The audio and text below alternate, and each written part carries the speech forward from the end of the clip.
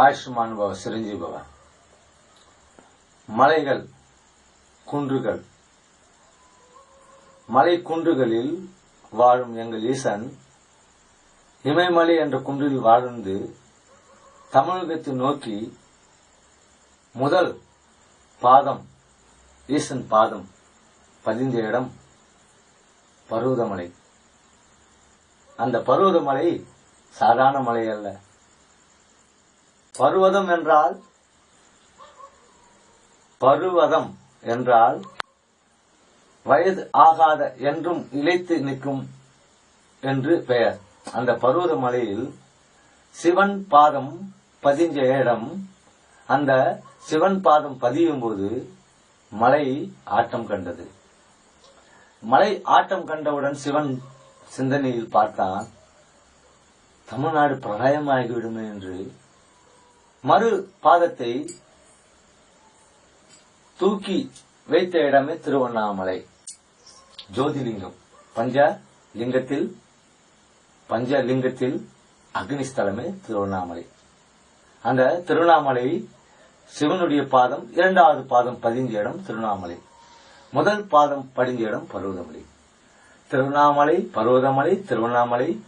எங்கள் வேதங்கள் 4: ரிக், யஜுர், சமம், அதிர்வனம். 4 வேதங்கள் போற்றக்கூடிய மலை. மதுரை மாவட்டத்தில், விருதுநகர் வட்டத்தில், ஸ்ரீவில்லிபுத்தூரிலிருந்து, பத்ராயிருப்பிலிருந்து தானிப்பாறை என்ற அடிவாரத்தில் இருக்கும் மலையே எங்கள் சதுரகிரி மலை. அந்த சதுரகிரி என்றால், சதுரம் என்றால் 4 மூலை கொண்டது சதுரம்.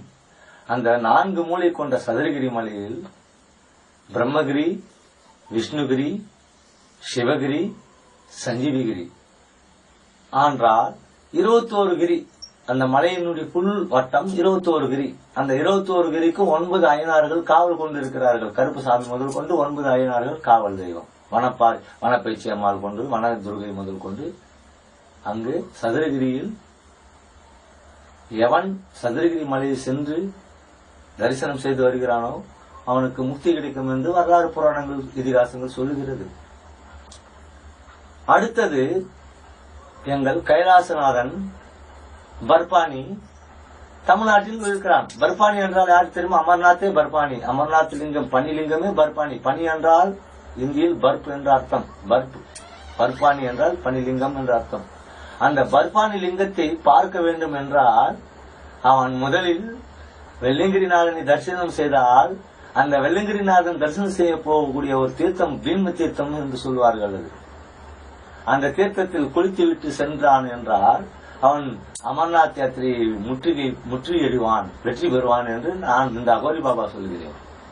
வெள்ளியங்கிரியில் பகல் 2 மணி அளவில் எங்கள் சுயம்புநாதன் 3 லிங்கமும் தரிசனம் செய்துவிட்டு அங்கே உட்காரும் போது அங்கே ஓங்காரம் ஒலிக்கும். அந்த வெள்ளியங்கிரி மலையில் அந்த ஐயனை தரிசிக்கும் போது அந்த பாதாள லிங்கத்தில், ஆகாச லிங்கத்திலிருந்து ஒரு ஓங்காரம் ஒலிக்கும். அங்கே 2 மணி சூரிய உச்சகட்டத்தில், அந்த சூரிய வெப்பநிலையில் 2 மணி நேரத்தில் இந்த 2 பற்களும் ஆட்டம் கண்டுவிடும். எப்படி டைப்ரைட்டர் செய்வாங்க தெரியுமா? அந்த அச்சு எழுத்து என்று சொல்லுவார்கள். அந்த அச்சு எழுத்து கொண்டு அடிக்கும் போது அந்த டப் டப் டப் டப் என்று சொல்லக்கூடிய ஓசை உன்னுடைய பற்கள் அடித்துக் கொள்ளும். அன்ற அளவுக்கு கடுமையான குளிர். அந்த குளிரை எவன் இங்கு தாங்குகிறானோ அவன் அமர். அமர் என்றால் மரணம். நாத், அந்த நாத் என்றால் ஈசன், மரண ஈசன். மரண ஈசனை எவன் தரிசித்து வெல்கிறானோ அவன் வெற்றி பெறுகிறான். ஆனால் அடுத்தது வெள்ளியங்கிரி முடிந்தவன் கைலாசம் என்று சொல்கிறார்கள். தீபத்தில் நம்மளுடைய நாட்டுக்கும் நேபாள் நாட்டிற்கும் அடுத்த நாட்டில் இருக்கிறது கைலாசம். அந்த கைலாசத்துக்கு சென்று வந்தாலும் சரி, பருவதமலைக்கு சென்று வந்தாலும் சரி, திருவண்ணாமலைக்கு சென்று வந்தாலும் சரி, சதுரகிரிக்கு சென்றாலும் சரி, நீர்காத்த அய்யனார் மலைக்கு சென்றாலும் சரி, கடுகு மலைக்கு சென்றாலும் சரி, மொட்ட மலைக்கு சென்றாலும் சரி, ஆண்டிப்பட்டி உசிலம்பட்டியில் இருக்கும் வாசி மலைக்கு சென்றாலும் சரி, புத்தூர் சதாசிவ கோணைக்கு சென்றாலும் சரி, சதாசிவ கோணை போன்ற 5 கோணைகள் உள்ளது ஆந்திர மாநிலத்தில். அதற்கு சென்றாலும் சரி, ஸ்ரீ துர்கா கனகதுர்கமா கோயிலுக்கு சென்றாலும் சரி, ஸ்ரீசைலம் மல்லிகார்ஜுன பிரம்மாம்பிகா, அதற்கிலிருந்து கதிரிவனம் அக்காமாதேவி கதிரிவனம் ஸ்தலம், அந்த கதிரிவனம் மலைக்கு சென்றாலும் சரி, என்னுடைய பார்வதி என்னுடைய தாய் பார்வதிக்கும் மகேசன் அந்த முருகனுக்கும் வாக்குவாதம் சண்டை நடக்கும் இடம் சுண்டூர். ஆந்திராக்கும் கர்நாடகம் எல்லையில் உள்ள பெல்லாரி தோரணக்கல்லிலிருந்து சுண்டூர் சாந்தூர் என்று சொல்வார்கள் கனடாவில். அந்த சாந்தூரில் முருகனுக்கும் பார்வதிக்கும் வாக்குவாதம் நடந்த இடம். முருகன் தன் தாய் கேட்டால், மகனே வாரா என்று சொன்னால் தாய் பேச்சு கேட்கவில்லையே, நீ இது போல் பேசுகிறாயே, என் தாய் பேச்சுக்கு கீழ்ப்படியாத மகன் அல்ல, என்னுடைய பாலையும் என்னுடைய ரத்தத்தையும் திருப்பி கொடுத்து விட்டு நீ செல்றா அப்படின்னு சொல்லும் போது, முருகன் கோபக்காரன், பழத்துக்கோசம் மயிலேறி சென்றவன் தன்னுடைய தாயை இடத்தில் பேசி கேட்காமல் தன்னுடைய பாலை உன்னுடைய பாலின் எடுத்துக்கொள் என்று கக்கிவிட்டான். தன்னுடைய ரத்தத்தை சிந்திவிட்டான், தன்னுடைய சதியை அறுத்து விட்டான், எலும்பு தோளாக நின்றான். எலும்பு தோளோடு நின்ற போது ஈசன் பார்த்தான், தன் மகன் உடல் பலத்தை அனைத்தையும் இழந்து தாயினிடத்தில் தகராறு செய்து சண்டை போட்டு தன்னுடைய பலத்தை எல்லாம் இழந்து எலும்பு தோளோடு நிற்கிறான் என்று சுண்டூரில் ஏர சிங்கி என்ற ஒரு தண்டாயுதம் என்ற ஒரு பொருளை, இந்த ஏறு சிங்கிய தண்டாயுதம், இதுவே முருகனுடைய தண்டாயுதம். இந்த தண்டாயுதத்தை உருவாக்கி முருகனிடத்தில் கொடுத்து விட்டான். முருகனிடத்தில் கொடுத்து விட்டு, முருகா இதை பிடித்து எழுந்து நட என்று சொன்னான். முருகன் எழுந்து நடந்தான். சுண்டூரில் இந்த சம்பவம் நடந்தது. இந்த தமிழகத்தில் எத்தனையோ மலைகள் குன்றுகள் உள்ளது. மலை குன்றுகள் அனைத்தும் சென்று விட்டால் முக்தி கிடைக்கும் என்று நினைக்கும் ஆத்மாவுக்கு வருத்தமே, முக்தி கிடைக்காது.